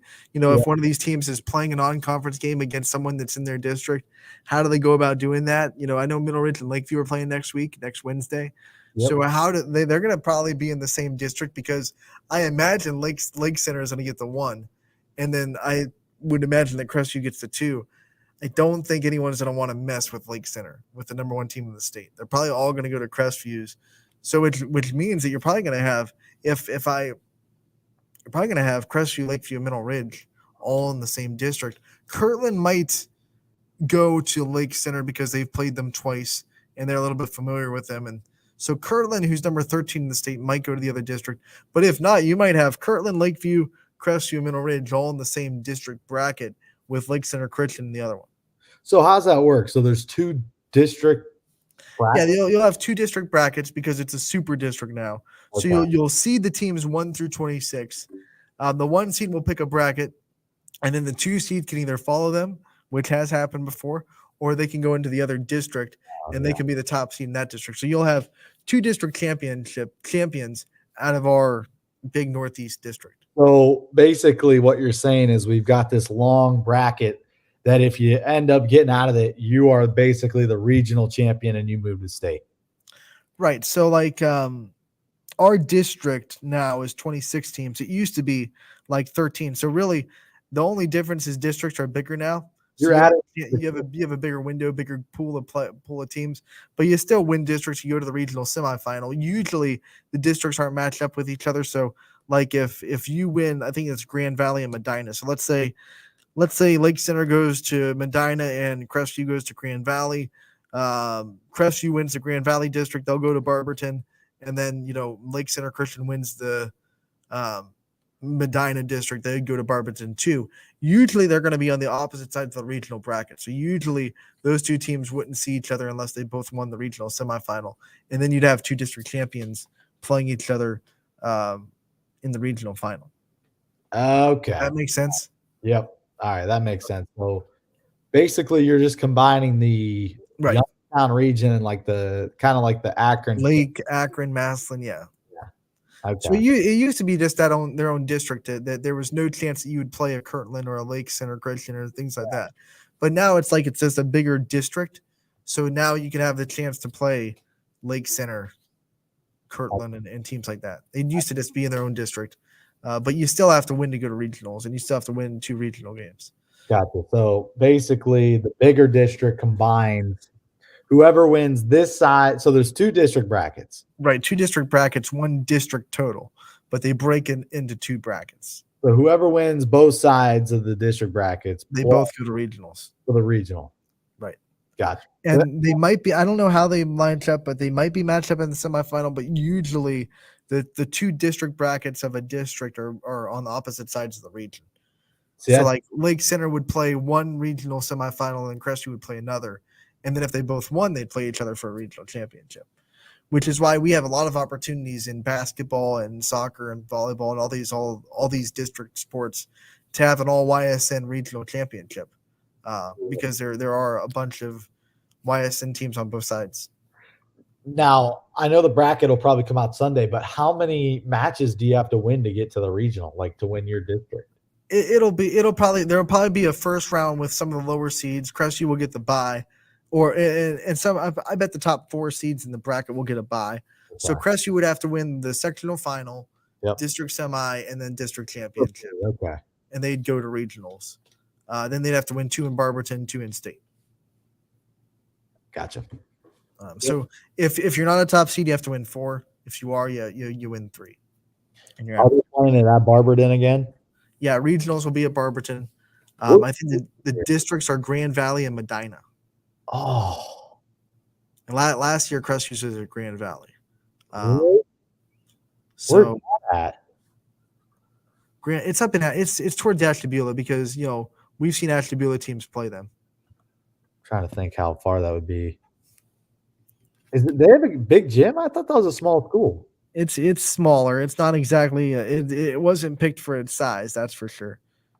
What the? I don't understand that. I mean, Barberton's a beautiful venue, but Grand Valley and Medina is like far from us, like really far. Yeah, it's like an hour. Well, it used to be Salem. Like Salem used to be the host of the D3 district, and for some reason or another, last year it switched and Salem wasn't hosting anymore. So Medina is an hour and about an hour and 20, and Grand Valley is like an hour and 15. Yikes! Yikes, indeed. That's not going to help our Valley schools at all. Making that long bus trip there. No, not one bit. I'm trying to look for the district breakdown so I can confirm on OHSA's site. Crestview's ready though. Crestview's ready. They're used to it. They are used to it. They've been there 9 million times. Yeah, they know how to. They know all the good eats at Barberton and where to go when they go into the Purple Palace. Have you ever been to Barberton? have. It's cool. It's fun. It's a fun place. They used to play a lot of the girls basketball regionals there. Oh, they still do now. Now it's Division II that is hosting for girls basketball, and I think there's a boys regional that's in Barberton too. Yeah, that's from Boston. They got like that big jumbotron. It's the drop down scoreboard. Yeah, it's awesome. I mean, I don't want to know how much money that thing was, but don't think about it. It definitely helps because that's how they get all those regional games in there. I mean, just by looking at the gym. But the gym, isn't the biggest gym. I think that, Boardman and Poland are bigger than that. Seat-wise, capacity-wise. But when you got a jumbotron like that, it adds a lot. Yeah, I think. Don't you think Poland and Boardman are bigger? Like seat-wise? Yeah, because Barberton has the one big, like, chair back section. Yeah. And the other one is basically like your normal gym bleachers. But then they have the two student sections in the baselines. Yep. But then Poland has like the two big, Poland's huge, big seat sections. Canfield's pretty big. Salem actually has a lot of seating capacity too. Yes. It'd be interesting. No, I do think that we have a lot bigger gymnasiums around this area that they could play it at. But I guess they like it to be a nice venue because it's a central point. It is. It does give that atmosphere feel to it, like you're in a big spot because of the jumbotron, because of the gym is actually. I think the gym's probably bigger than Poland, like the square foot of the floor. When you break it down, it definitely has those. For basketball, it gives some people fits that haven't played there before because it has the hoops that come off the wall. They're transferable hoops or transportable hoops. So the depth perception gets a little bit messy. I think you're not used to shooting it on those. I think Mike makes one of the best points. Struthers. Oh yeah. Like, why are they not playing at Struthers? Like the field house is like an unbelievable venue. Like huge. It's got everything you want. It's got a nice scoreboard. I don't know. It's supposed to be centralized. I don't know. I don't know if there are more teams in the district that are closer to Grand Valley or what. So, we're not. We're not. I'm not even close. I mean, from East Palestine to Grand Valley is probably an hour and a half. All the way up northeast. Yeah, that's a long trip. Let's see if we can pull up. I got the Northeast District page now on YSN on OHSA. So let's see if we can pull up volleyball. I don't know. Either way, it's going to be a long trip for every school. If you got to go up there 3 times too, if you think about it. Yeah, because you got to go up there just twice, just the semis and the final. The sectionals will be held at the highest seeds gym. Yeah. So the top seeds will get to host once. But yeah, twice. And then you have to go pretty far for Barberton too. I mean, Barberton's a good trek. Mm-hmm. About an hour. And then you have to go to Dayton for state. Oh, it's in Dayton again? It's not in Dayton, but it's in the Dayton. It's Wright State, but that's pretty much. Oh my goodness! Pretty much Dayton. Is it at the Nutter Center? Yeah, for volleyball. Mm. Bad memories for Richie. Yeah, I don't like that place. No bueno. No, multiple things: baseball and basketball. I'm not a fan. I've never understood why a dog is their logo. That's what bothers me the most about them. Yeah, I know. They're the Raiders, but they have a dog. Lakeside, host of the districts for basketball. Yeah, Lakeside is Hall. Salem went all the way to Lakeside. That's just terrible. That's Ashtabula. That's pretty much the same as Grand Valley. Yeah, but farther's on the lake. It's Lakeside. Right. It's way farther. I know we're getting close to.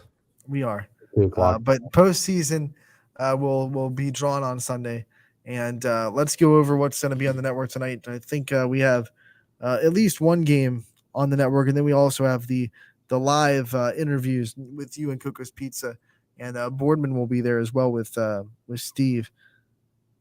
So let's look at what we have tonight. We do have the one volleyball game, Pymantuning Valley at Badger. Matt Morrison and John will be on the call. That is going to be a 5:30 start time for that. And then we will have some girls soccer action. Howland at Ursuline will be on the network. Don Polkovich and Rowan Urbach on the call there. Ian O'Brien will be in Niles as Poland comes to town. And then West Branch at Salem will be taken by Matt Mayer. So you got some good soccer matchups and one volleyball matchup on the network tonight. ysnlive.com/live is where you can find those. Richie, you'll be at Coco's Pizza if you want to hear from Canfield football and mosey on down to there and hear the live interviews. Who you got coming on the show today? So we got Nick Smazinski coming on. We'll have Coach Pav coming on. Ethan Whited will also be one of the guys. And then we're waiting on a third right now. Usually, they'll show up at 7 o'clock and then we'll just go. I feel like every week we're waiting on a third. Whoever shows up gets it. Yeah, first dibs. So Richie will be there. Got Boardman tonight as well with DJ Dota. So his coach's corner will be tonight. And then Middle Ridge from the Post Office Pub. I believe they're bringing some volleyball players onto the live interviews from Middle Ridge. I think Ava Hewlett will be there, and Samantha Aulette and Faith Schneider as well from Middle Ridge Volleyball with Jake Silak at the Post Office Pub. So that should be fun. We'll be back tomorrow from 12 to 2. We have a fun show lined up for you tomorrow. We'll have interviews with Ben Wilcox and Olivia Booth from Middle Ridge, and then we'll also have an interview with Alex Shavi from Jackson Milton Football tomorrow as well. As Gabby Bernard from Garfield Volleyball will be interviewed before the show tomorrow too. So we'll have a lot of interviews to share with you tomorrow. We also have Mill Creek. DJ will be live from there, so we'll be able to talk to Brian. It's going to be a fun show tomorrow from 12 to 2. Casual Sports Podcast coming up next from 2 to 3. Power Hour from 3 to 4, and then we have volleyball and soccer action on the network